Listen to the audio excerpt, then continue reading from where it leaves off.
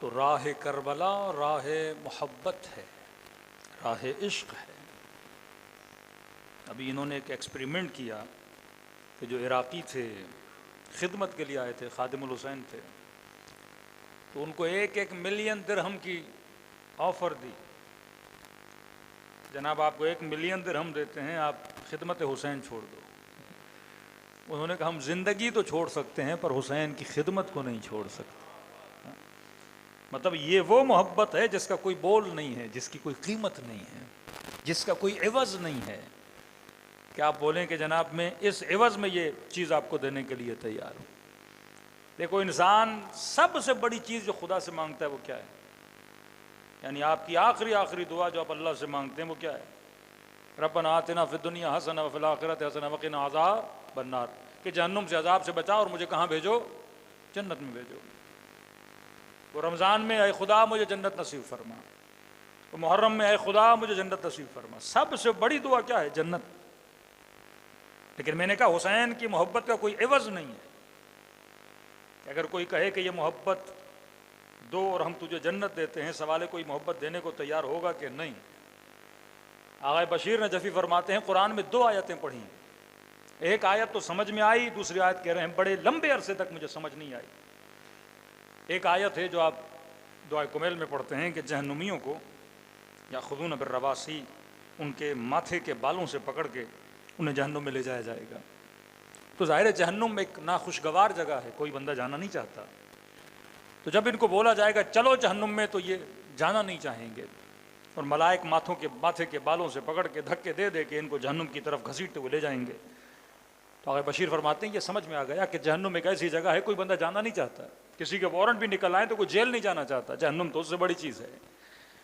कि यह समझ में आ गई। फिर कुरान की एक और आयत पढ़ी जिसमें था कि जब जन्नतियों को जन्नत ले जाया जाएगा तो ये जन्नत नहीं जाना चाहेंगे, यहां तक कि मलाइक बाय फोर्स इनको आगे करेंगे कि जनाब जन्नत तुम्हारा इंतजार कर रही है, जन्नत में जाओ।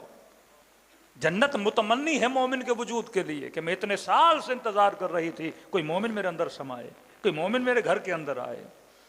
लेकिन ये जन्नत शुरू गर्दा हो जाएंगे और यहां तक के कहा कि इनको बाय फोर्स प्रेशराइज किया जाएगा कि जन्नत में जाओ, लेकिन ये जाने के लिए तैयार नहीं होंगे। आगे बशीर फरमाते हैं कि ये आयत मेरी समझ में नहीं आई कि जहन्नुमी जहन्नुम नहीं जा रहा उसके अजाब की वजह से, जन्नती नेमतों को देख के जन्नत में क्यों नहीं जा रहा, जो पूरी जिंदगी दुआ करता रहा जन्नत में जाऊं, जन्नत क्यों नहीं जा रहा, जो हूर व गिल्मा की दुआएं करता रहा, जो दरख्त व नेमतों की दुआएं करता रहा, आज सारी नेमतें उसके सामने हैं, ये जन्नत में क्यों नहीं जा रहा। कहते लंबे अरसे तक ये आयत मेरी समझ में नहीं आ रही थी, यहां तक के काफी अरसे के बाद मुझे एक किताब मिली, उस किताब के अंदर एक मासूम की हदीस पढ़ी कि जब कयामत में फैसला होगा कि जहन्नुमियों को जहन्नुम ले जाया जाए और जन्नतियों को जन्नत ले जाया जाए, कि तब जब जन्नतियों को ले जाया जाएगा उसी वक्त मैदान महशर में वजूद मुबारक इमाम हुसैन का आना होगा।